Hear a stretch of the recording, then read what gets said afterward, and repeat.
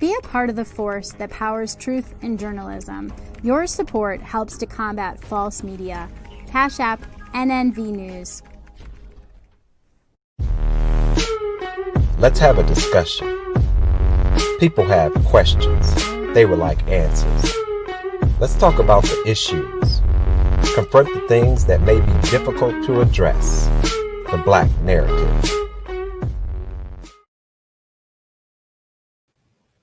Greetings, this is Steve Muhammad with the Black Narrative on National Network View.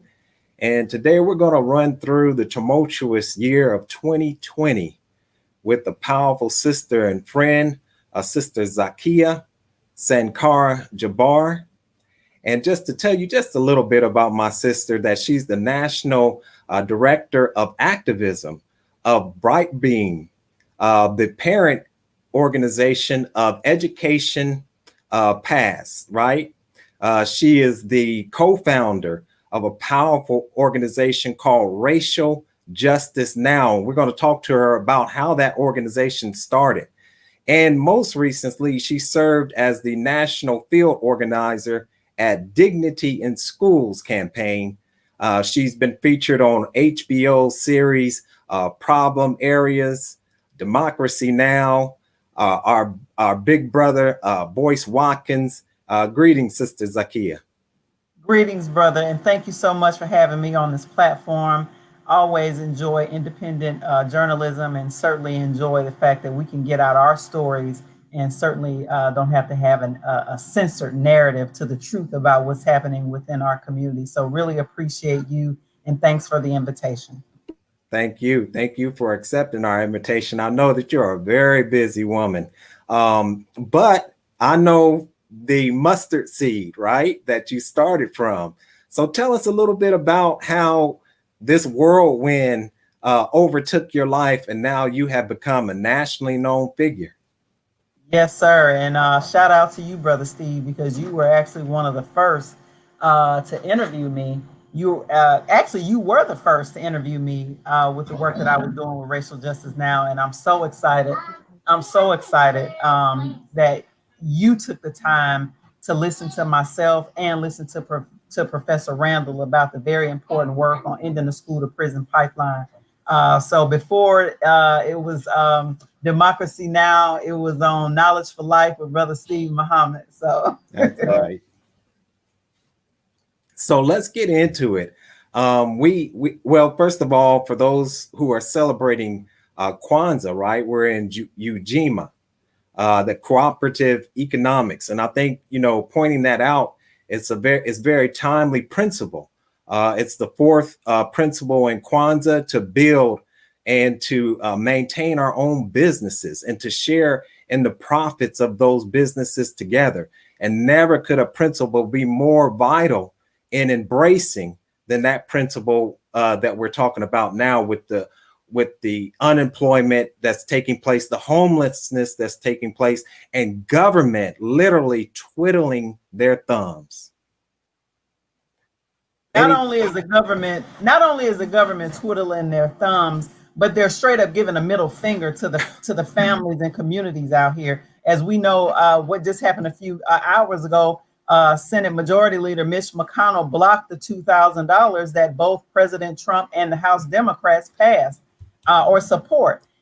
So they're giving a straight up middle finger to people during a time of a global health pandemic, during a time where people are struggling to make ends meet, and where people are struggling not to get evicted from their homes. So I think that we know that when white America catches a cold, Black people catch the pneumonia. And so that's what's happening currently.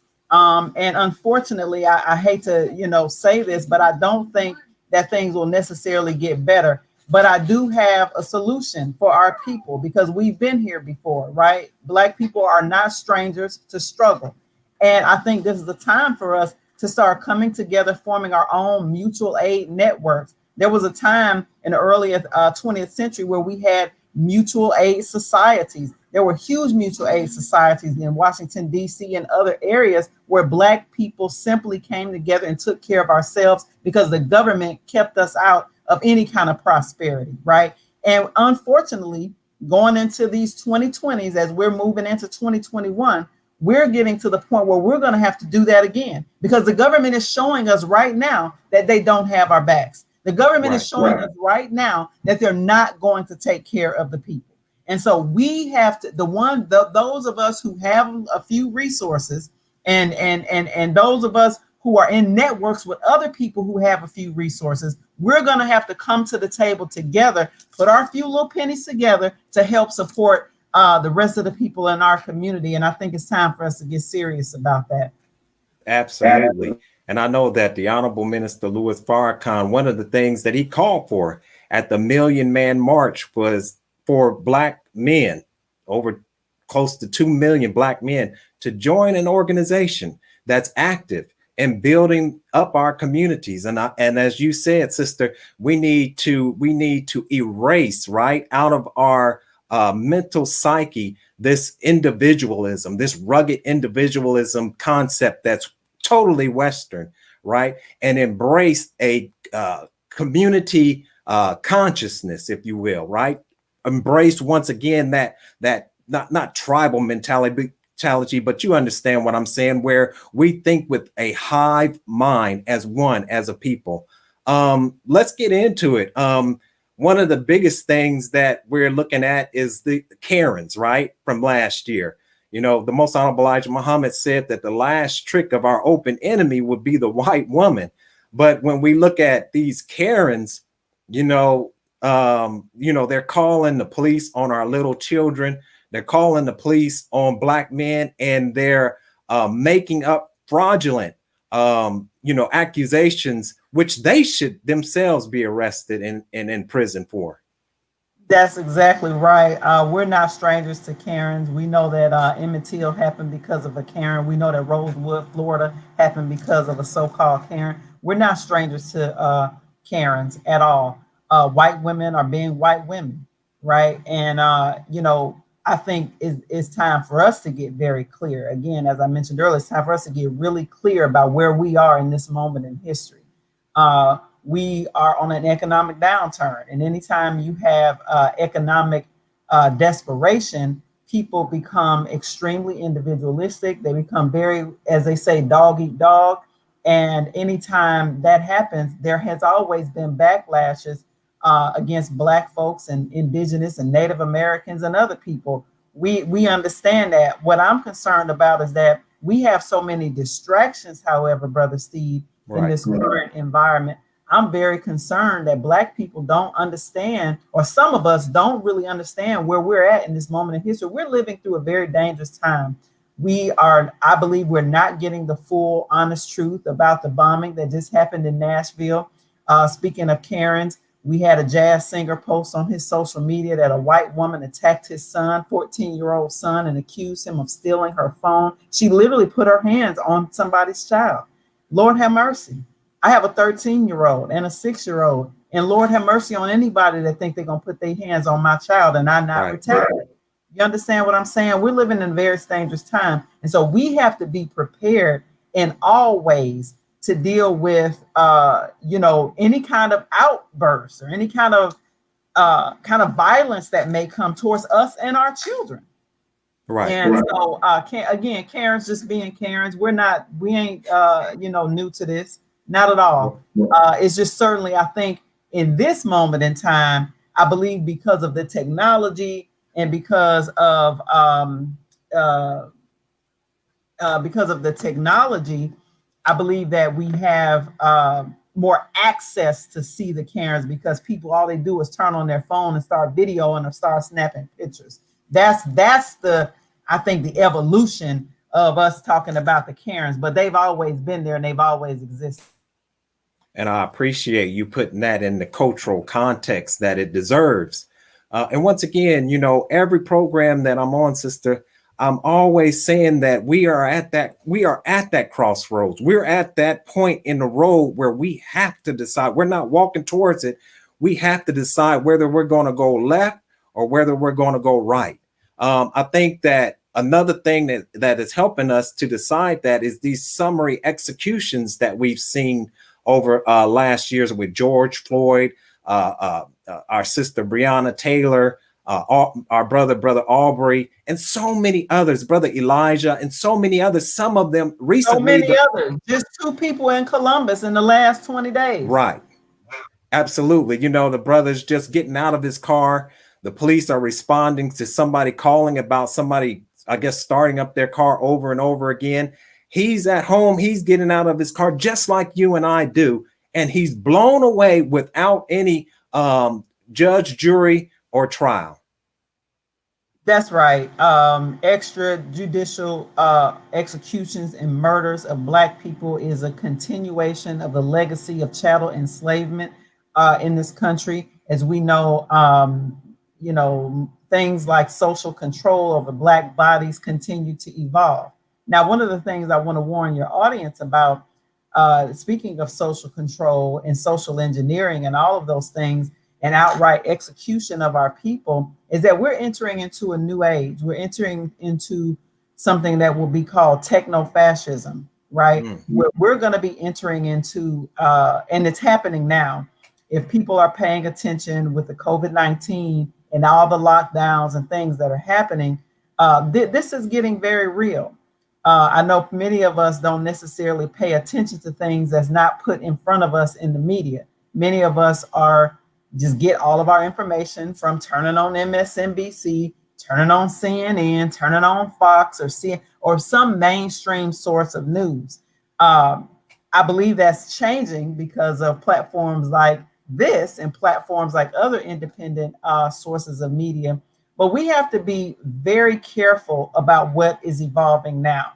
And I want people to understand that we are entering into an age where the tracking, the surveillance, all of those things is getting ready to expound by tenfold, because we're going to enter into a phase where we're having things like smart cities, where there's literally so-called smart cameras, smart dust, and all of these things put all over the place. We're also entering into an age where we're going to have to deal with an evolved form of eugenics called biotechnology.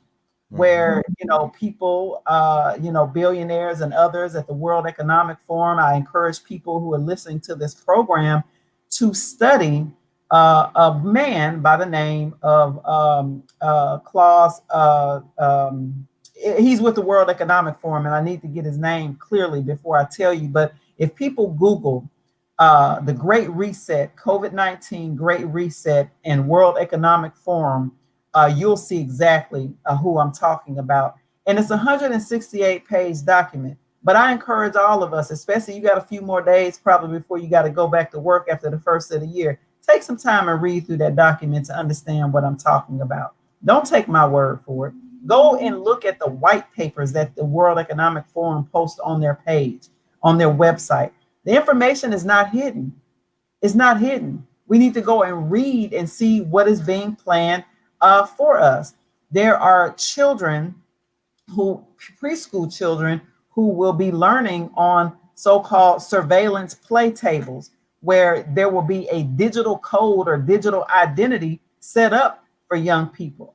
And if anybody watches Black Mirror on Netflix, you already understand some of the language that's coming out of my mouth. You think it's just a TV show, but a lot of times some of these things are real. And the other thing I'll say is, we need to be very leery about this vaccine passport that people will have to travel now. That was literally just in CNN yesterday. I posted it on my social media page. So when people like to call people conspiracy theorists and all these kind of things like that, it's only a conspiracy because you're ignorant, because you don't want to go and read the actual knowledge for yourself. It's only a conspiracy because you only believe the only knowledge that you get from a media source that's so-called mainstream, when the media is a part of the hegemonic power in this country. We need to understand that all of anything that we see on TV is owned by 6 corporations, at least in the United States, is owned by 6 corporations. So we need to just have some understanding. And finally, what I will say is, and I would encourage everybody to trust your intuition. Trust your intuition. And I think we're going to be entering to an age where we need to get back to civil disobedience as well, because I don't think we need to be forcing anybody or attaching jobs and livelihood to forcing people to getting a vaccine that may harm them or change the course of their biology. And again, Absolutely. that's something that people need to actually read up on, because I know it sounds so sadistic. We don't want to think that people think like that. We don't want to think that people are that evil. But I think it's time for us to get real serious about what's evolving in this moment. Right. And they say that, you know, when you and I'm thankful that you brought up that technocracy. Oh yeah, it's already here. They're rolling it out right now. Yeah, that technocracy, people really need to understand, you know, algorithms. They need to understand artificial intelligence. And you know what they also need to understand? They need to understand robotics, because a lot of people think that they're going to return to their jobs. And like you said, you know, there was a report that come out that the rich are getting richer, and not just richer in small increments, almost exponentially, right? That they're getting richer. And they're, as you're saying, we need to read these documents. One of them is talking about the depopulation plan that the government has in the 40s looked into. And so, you know, so you're absolutely right. We definitely need to look into that. I want to make sure I clarify, because I couldn't remember. I had a brain fart. I couldn't remember the man's name. But if you Google Claus, Klaus, like Santa Claus, Schwab. Right. Schwab. So people have probably heard of Schwab as an investment. If you do investments, you've heard of, you know, Charles Schwab. This man is Klaus Schwab. The last name is spelled SCHWAB. And again, this is stuff that people can literally go and Google themselves. COVID-19, the Great Reset. He wrote a whole book on it. It's 168 pages. It's on the World Economic Forum's website. How many people even talk about the World Economic Forum in our community? How many people even visit their website to know what these people are planning? These are the richest oligarchs in the world, not just the United States. You know, we're entering into globalism 4.0 in this moment, where we're going to be basically living in an open air prison and digital enslavement. Finally, you know, for people who want to have a little bit more information on this, I'm certainly learning this information. I do have a person that I'm working with to learn a little bit more about this. Her name is Allison McDowell. She's based out of Philadelphia. She is a white woman, but she's certainly trying to get this information out to people. She spent years digging deep and researching, not just researching, but she has built maps. And it's all economic. That's how you get away from the whole conspiracy. She actually, you know how people say follow the money? She follows the money. The World Economic Forum is the money, right? She follows and also the IMF, you know, International Monetary Fund, which is in DC, the United Nations, Agenda 21. Listen, these are actual documents. This is not, I hate when people love to throw out conspiracy theory because it's something that's so sadistic that you're throwing out to them. And they be like, well, CNN ain't talking about it. They be like, well, it ain't on Fox News. Well, I didn't see it on MSNBC. Well, do you think they're going to tell you on MSNBC what they really up to? No. But the thing of it is in this digital age, in this age of the internet, we can find the information. Right. You know, you can, not all of it, but most of it, they really are not hiding it. That's what's sad about it. They're not hiding it.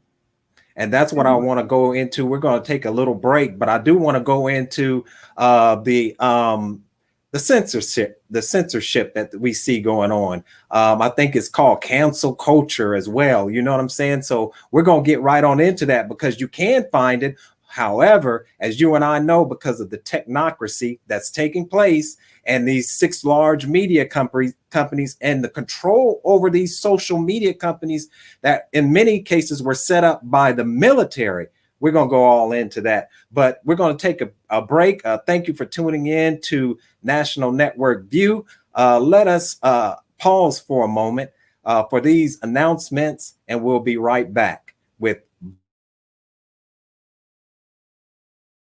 Greetings. This is Tarika Shakir Muhammad with National Network View. This week's issue of The Final Call honors a servant, scholar, and soldier, Minister Abdul Allah Muhammad, and his life's work and contributions to the Nation of Islam and his sacrifices in the Black struggle for freedom, justice, and equality. He was a follower of the Most Honorable Elijah Muhammad and the Honorable Minister Louis Farrakhan. To read more about Student Minister Abdul Allah's life and legacy, subscribe to finalcalldigital.com. And thank you for tuning in to NNV News. Please share your thoughts with us in the comments section below, follow us on social media, and please subscribe to our YouTube channel, NNV News. This is Tarika Shakir Muhammad with NNVnews.com. Be a part of the force that powers truth in journalism. Your support helps to combat false media. Cash App, NNV News.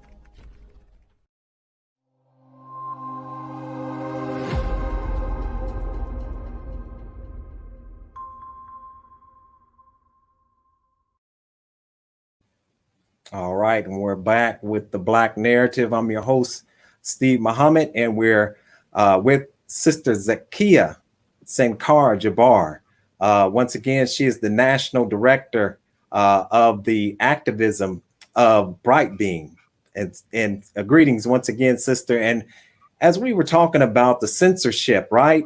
You were talking about the information is out there, and it absolutely is out there, but it's individuals like you that can help navigate us to where we can find that information. And what we're finding out is that these draconian measures by Facebook, by these other large social media outlets are literally extinguishing the light, or trying to put out the light of truth that can save the lives of the American people. What is your thoughts on the censorship and the council culture? And real quick, I just have to mention, of course, how they are censoring and canceling and taking off the minister from all of these type of platforms, you know, and any other Black voice that's out there that's a strong advocate of separation and independence. But yeah, that's very unfortunate. As you know, the Constitution says that the government can't censor. But as you know, these tech giants, these huge corporations that's making billions off of the data of the citizens are censoring certain voices. And I am one of the probably the biggest opponents of not censoring people. I don't care who it is, even people that I disagree with. I mean, avowed white supremacists, right? Like, let them talk, you know, it's their right. Let them talk, whatever. We have a right to have our own platform and say what it is that we say. Sadly, it's liberals who are really behind a lot of the censorship. It really is. It's liberals and Democrats who are pushing a lot of the censorship that you're seeing, because they have a very elitist view. They think, as you know, they're do-gooders. They think that they know what's best for everybody, and that what's best for everybody is clearly something that comes out of their white Western mind. And so that, you know, the censorship certainly isn't anything new. I think that we're seeing an increase in it because people are getting out information, the truth to people, because you're seeing that they're not being able to control the masses in the same way that they have been able to control the masses. Propaganda and mainstream media for such a long time have been good at, with the distractions, they've been good at creating news and telling us what's important. But with the advent of social media, right, like Facebook, like Google and YouTube, and, you know, like Twitter and now Twitch and all these other ones, there's something popping up every other day now.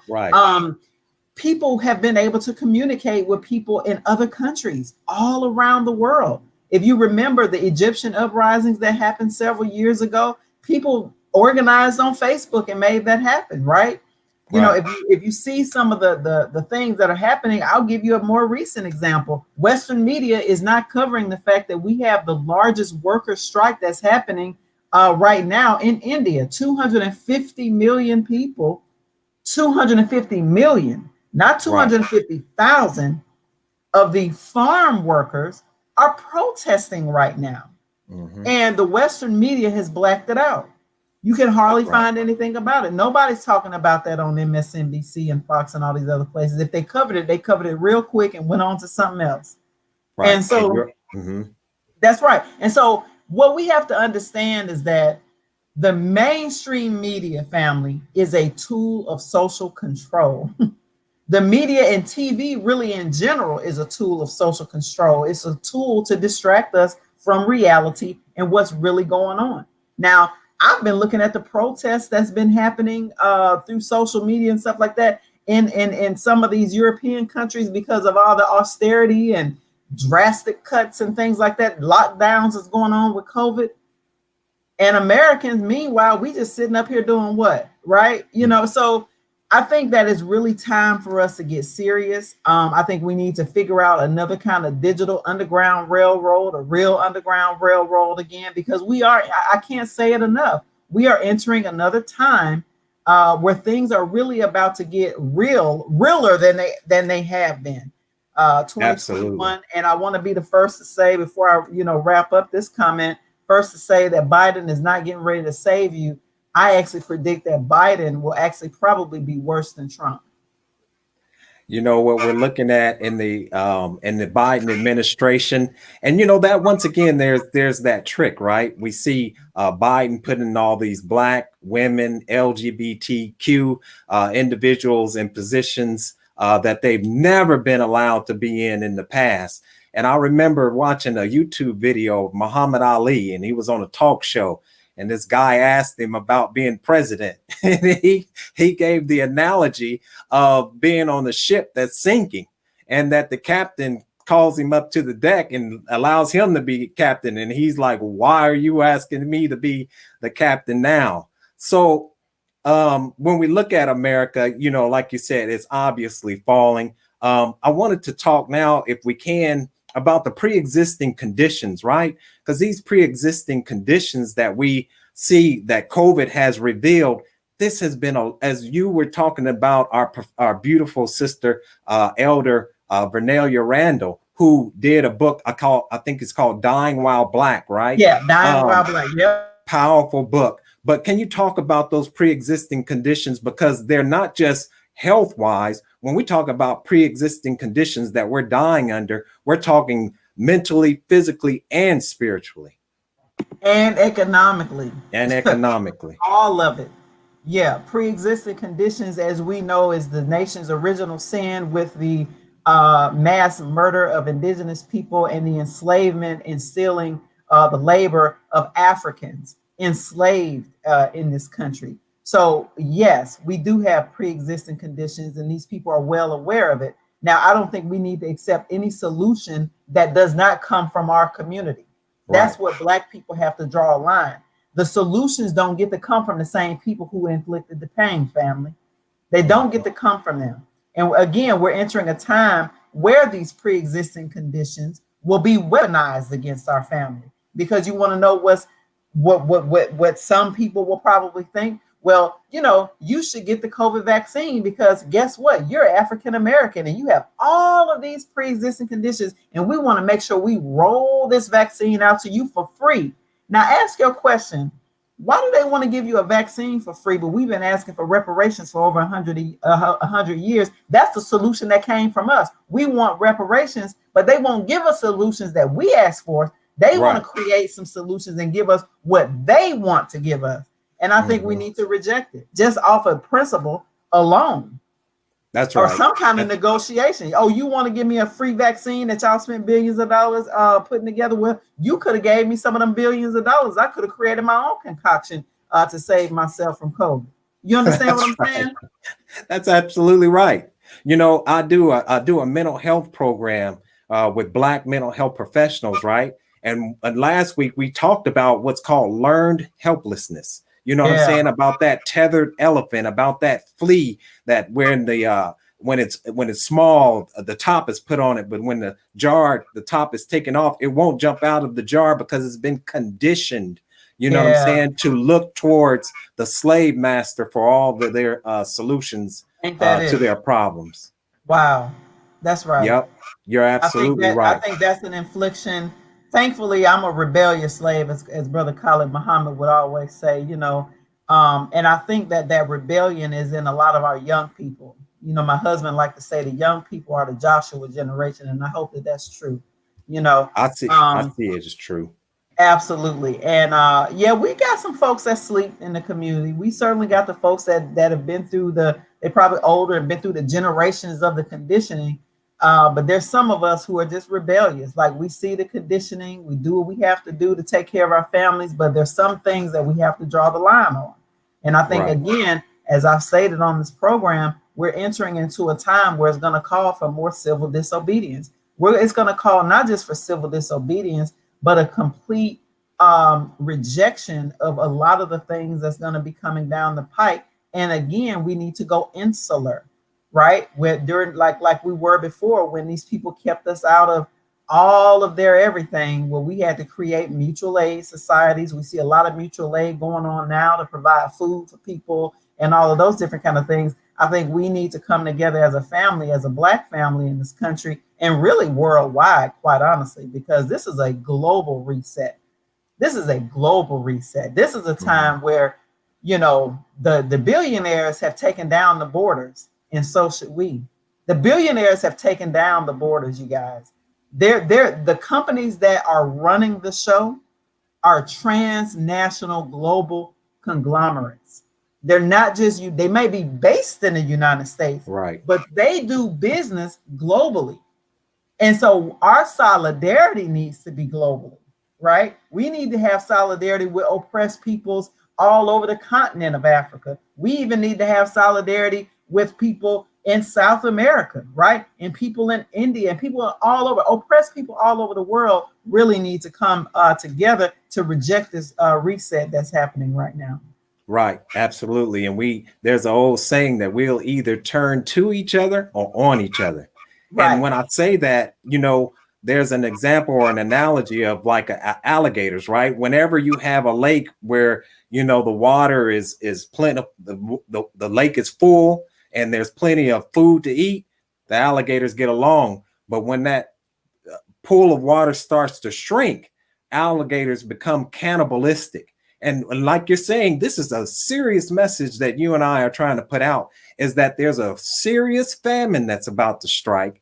And if we don't turn to each other and start utilizing some of these plots and these lands like Brother Will Allen was talking about, and growing our own food, we're going to be in trouble if we think that we're going to walk our Black behind over into the white part of town and get food out of their grocery stores. Just remind us of what happened to our brothers and sisters during Katrina.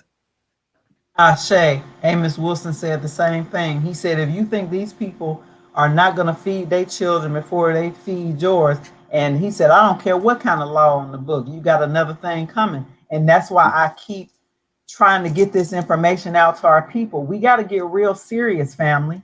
We need to be coming together to take care of each other, forming mutual aid societies, forming mutual aid networks. And I want to say this, because we just saw all over social media, there's a Black woman who was in a hospital, who was a doctor, a Black doctor. She's a physician herself, who was in a hospital, had COVID-19 in the state of Indiana, Indianapolis.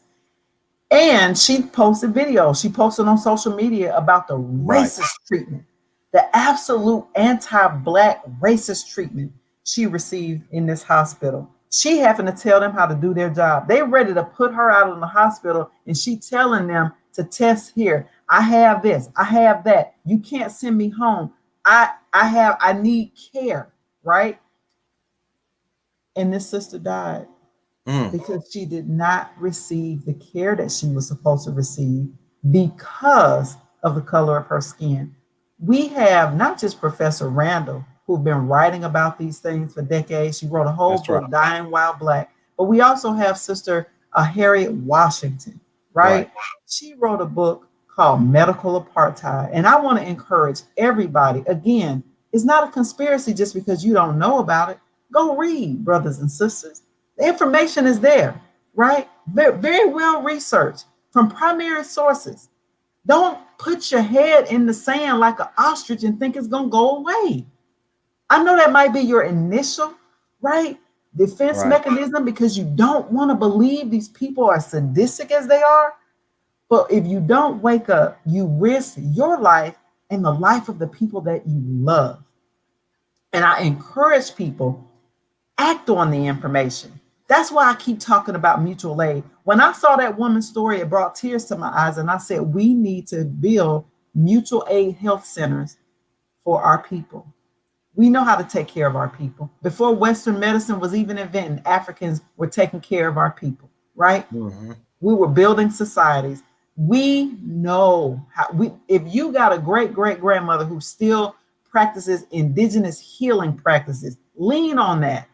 I want to encourage people to join a network on Facebook. It's called the Ngolo movement, Ngolo, with Aya Educational Institute, with Baba Wakesa Madzimoyo and Afia Madzimoyo. They are a Black Power married couple, elders down in Atlanta, Georgia. And they have been underground saving our people from COVID-19 without any kind of Western medicine or interventions. And they've been doing it naturally. I know a lot of times people like to talk stuff about natural healing practices and naturopathic, but I'm a believer. And let me tell you the story on why I'm a believer. Mm-hmm. We had an elder who was a part of our network, sister over 65 years old, down in Mississippi, right? And this elder was bad off. She was actually hospitalized for COVID, and we thought we were going to lose her. But Baba Wakesa went into action. He pulled together the regimen, and I wish I could rally it off to you right now, but I can't rally it all off, and I don't want to give out information because I don't have it all. But it's certainly, if you go on Facebook and you join the Ngolo movement, it's a Facebook group, and it's a very small network, but they have been saving Black people's lives with naturopathic medicines and practices.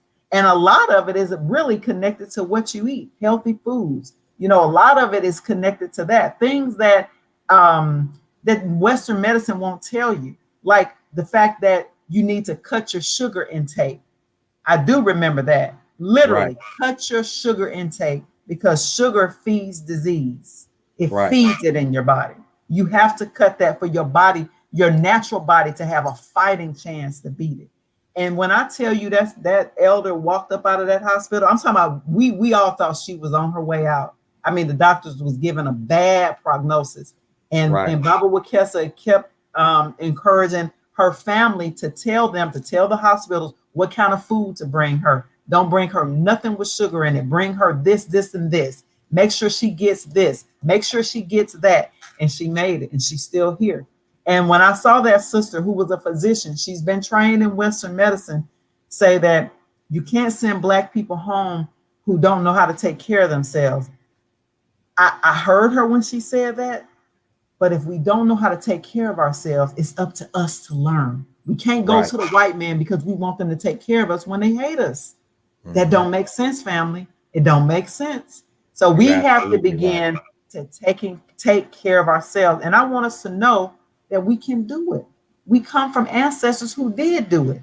Believe in yourself. Believe in your community. Trust your intuition. Now, I'm not like opposing any and all Western medicine. Let me be really clear. Like, if you need to go to the hospital, of course, go. But also make sure you have other things to be able to support you. If you start noticing you're getting racist treatment, you better have a backup plan. That's all I'm saying, family.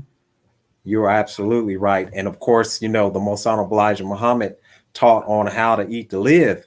And that's something that as a people, you know, we got away from, and we don't even recognize, sister, today that one of the reasons why we're coming up with these pre-existing conditions is that we're not really eating food. We're not eating food if that food is genetically modified and is not grown from the ground. Yep. We're not eating food if that food is processed and it has over 1,000 chemicals that you can't even pronounce. So that is one of the reasons why, as one brother said, we're eating, so we're getting obese. But one of the reasons why we're not satisfied when we eat is because we're not getting the nutrients because they've been taken out of the food. So that's right. Absolutely, sister. And I'd encourage people to look into what you just talked about. And if they haven't purchased the book, How to Eat to Live, I want to get into a subject that you're very familiar with. And, you know, COVID has exposed the failure of the educational system, this so-called distance learning. But before distance learning and the controversy that comes up with that, our children were in school being miseducated, but they were also being criminalized. Can you talk a little bit about that? Absolutely. And unfortunately, some of our babies are still being criminalized, even in a virtual environment. You got Hmm. white parent teachers calling the police on kids because they see toy guns in their own house. That happened in Colorado. We had a young woman, young lady in Michigan who had law enforcement lock her up because she didn't turn in her work online. Absolutely ridiculous. It's been Hmm. absolutely ridiculous. So these people will find a way to criminalize our kids. And I got the same message. I got the same message when it comes to education. This is the perfect time for us, especially if they're going to force you to get a vaccine before you can go back to in-person school. It's time for us to come together. MUI universities, it's time for us to start investing in those. There's still some in DC. I know there's some in Chicago. I believe there's one in Atlanta. It's time for us to start multiplying those. We need to educate our own. We've been needing to educate our own. It's just that now I think we're in a moment where we're probably going to be forced to take care of our own, take Right. care of our, and educate. Again, same with the mutual aid in terms of healthcare. We need to educate our own children. That we have done an extremely good job of before Brown. When you think about all the great minds that we produced before so-called integrated education after the Brown decision, so many of the people, the sister, who helped them get to the moon, those four sisters that they made a movie about, they were so-called in, schools that weren't equal. Well, it That's wasn't right. equal to who? They would have never got to the moon without those black women. We know how That's to right. educate our people. We know what our families need.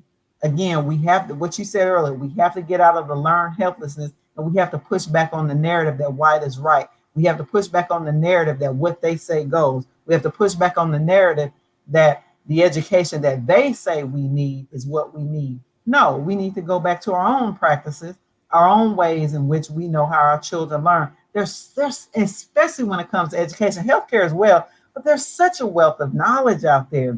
Right. Dr. Janice Hale and her brilliant work around the way Black children learn and saying, different is not deficient, and that the worst thing we can be doing is taking tests and comparing Black children to white children. She said that's like comparing apples and oranges. We don't Hmm. learn the same learning styles, right?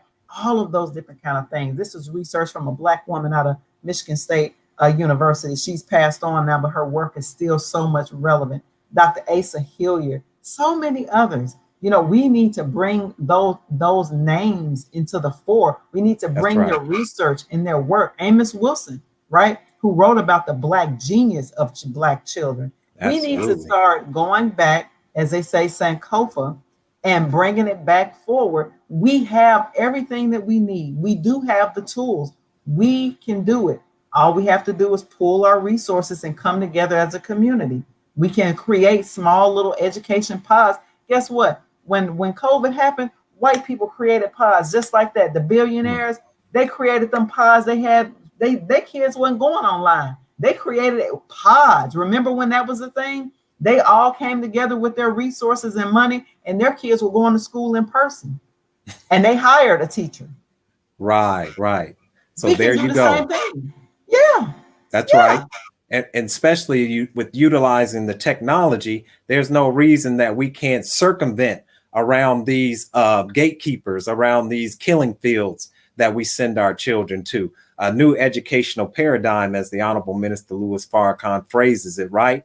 So we got two more topics talking about the year, because I know we're on a tight timeline. So one of the things that I know that you have already talked about is America as far as international, how it's viewed internationally. It's losing prestige, it's losing influence, and it's losing power. And this is the real reason why we see all these sanctions being put on Iran, that has a large influence in the Middle East, on Venezuela, that has always bucked the black boot of imperialism, and then also with China.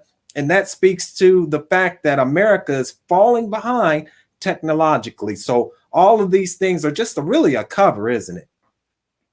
Well, all empires fall.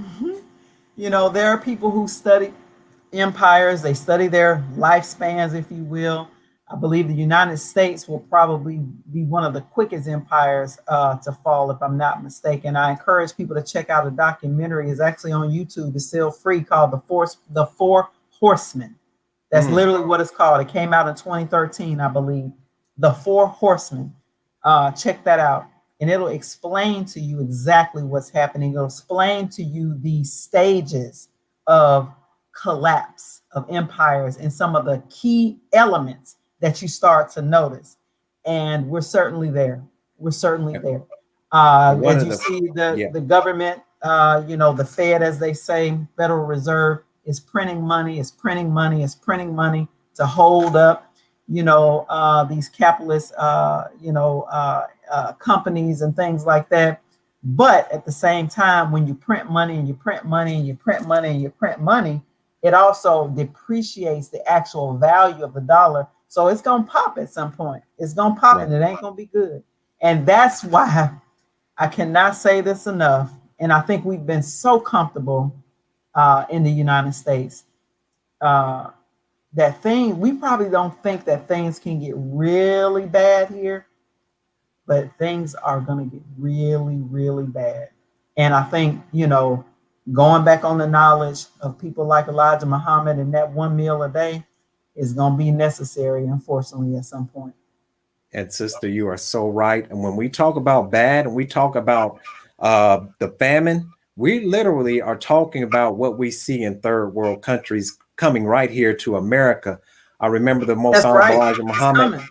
He said that we will be looking at our children. And you know what you and I say is sounding, because you hit that word right, comfortable, right? We've been domesticated, right? Oh, man. To the point where we're dependent on the farmer to feed us. So here we have a situation where he said that we're going to look at our children. And when you looked at these cartoons and they looked at another cartoon character and that cartoon character turned into a rump roast or some type of 3-course meal, he said that we'll be so hungry that we'll look at our children that way. And so that's why I say that this show is so important. And what you've revealed about Agenda 21 is so important. Our people really, we got to wake up, and we got to wake up quick. I want to encourage people to go actually to my YouTube page. Is Real Talk with ZSJ. My episode 5, it is pretty long, so I want to encourage people to take their time with it. If you can't spend the full 3 hours watching it in one setting, but please break it up. You really need to watch that. I'm interviewing Allison McDowell again. She is an independent researcher and mother based out of Philadelphia who got her started in activism by stopping the school closing. She was organizing to stop them from closing schools in communities in Philadelphia. That was a part of the wave that happened here several years ago, where we had a bunch of school closings and privatization of education. But through her research, people are probably, just going to be just bombarded with this information. It's probably going to take you a couple times to really understand what she's saying. But she really lays it out. It's a complete slideshow presentation where you can screenshot if you watch it on your phone and go back and do the independent research on your own before you try to say, what she's saying or what I'm saying is not true. Look at the information, look at the links that were provided, read for yourself, comprehend for yourself, right? So it's episode 5 on Real Talk with ZSJ. I want to encourage people to subscribe to my YouTube channel. And the reason why is because I'm going to be bringing Allison back on because we're going to have real talk about this. It's going to be uncensored information that we want to make sure that we get to our people. So again, I didn't do the topic justice tonight, but certainly on episode 5, you'll see a lot more in-depth discussion. And next week as well, she'll be on Thursday at 8 p.m. Not this Thursday, but next Thursday. Yes, I definitely look forward to watching that myself, because I know that you keep it real. So absolutely. Real Talk is an appropriate name for your program. That's right. So, I love my people. Yes, you do. Yes, you do. Thank you. I love you, sister, for loving your people. That's and right, you have been loving them for a long time, if they only knew, right? That's so right. Our last question that we're going to go into, and I think we built up to this, right? And that is domestic terrorism. You know what I'm saying? We've seen this white man take his camper downtown, and like you said, they cover these things up. I watch international press news like Press TV or TRT or something like that, because you are not, what you see on these mainstream media is a crime, because they are totally hiding the truth. But we see Trump in his administration largely being backed by white evangelicals, right? Yeah. Christians, the alt-right, the Christian Zionists, who are a part of his administration. Right. Now they're talking about this domestic terrorism, but as you say, we're looking at a powder keg, because every institution in America is failing the American people, and it's so grossly obvious. So as Black people, I don't know what our thought is about trying to reform this system, because it's not possible. Hey, let me tell you, you ain't need to ask me. You didn't say it at all. It's not possible. Listen, I will say this, right? And I say this with a deep amount of love for my people. And I also say this as a deep amount of love for the people who are out here doing this work. We can't save this empire. There was a lot of narrative around this last election. Let's save the democracy. Let's get out and vote. Black folks been voting for about 50 years now, right?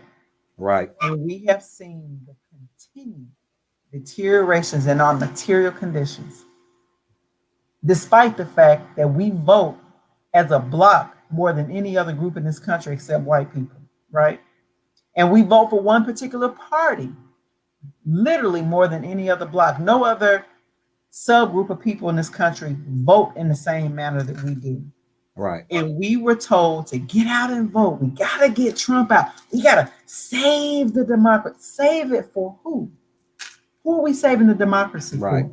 And when was the democracy ever a real democracy for us? Right? And I say that out of love, that baby, we not voting our way out of this. No. We ain't voting our way out of this. You got to hear that.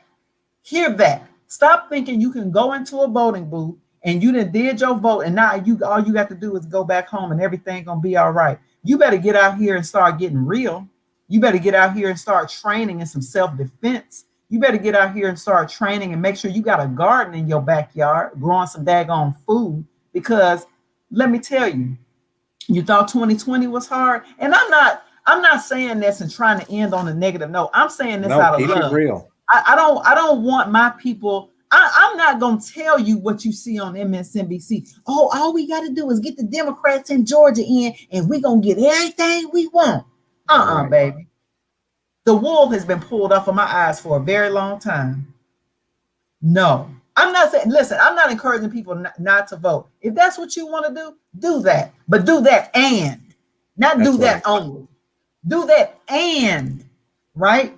Mutual aid medical centers, because they're killing us in these hospitals with COVID. Mutual aid schools, starting our own homeschooling and pod collaboratives, right? Growing your own food, family, right? Mm-hmm. Start coming together and stop being divisive with other Black. Let's come together as a community for collective healing and meeting our material conditions.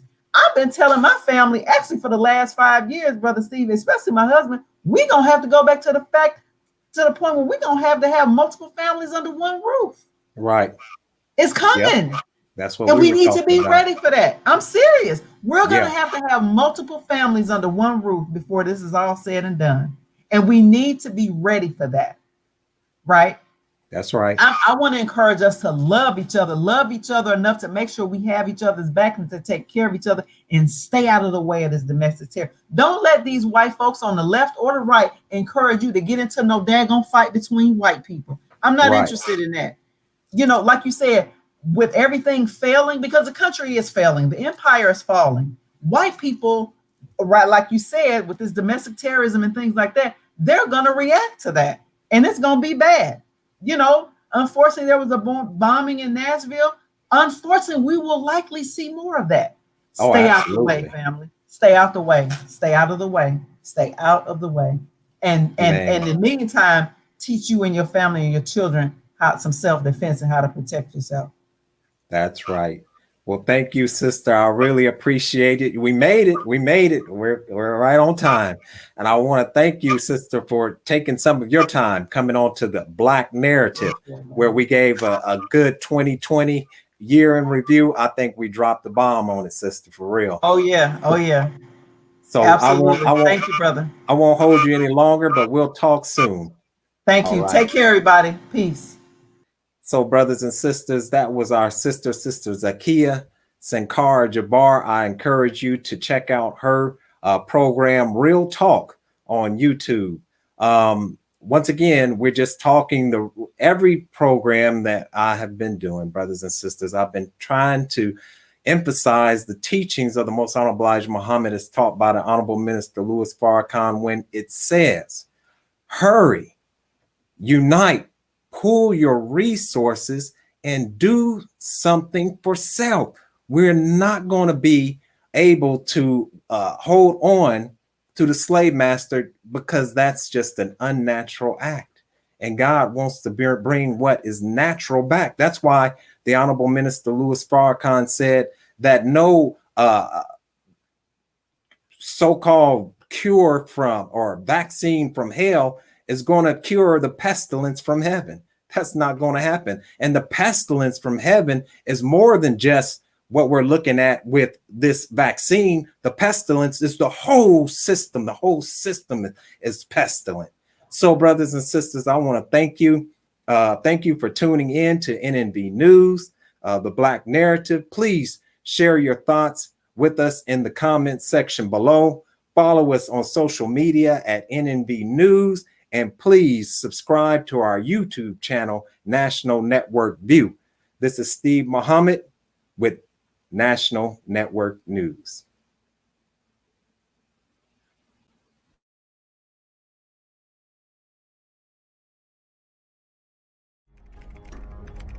Be a part of the force that powers truth in journalism.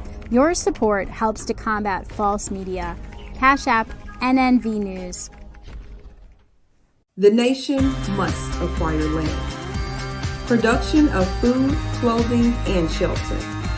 Freedom is independent agriculture. Farming is the engine of the nation.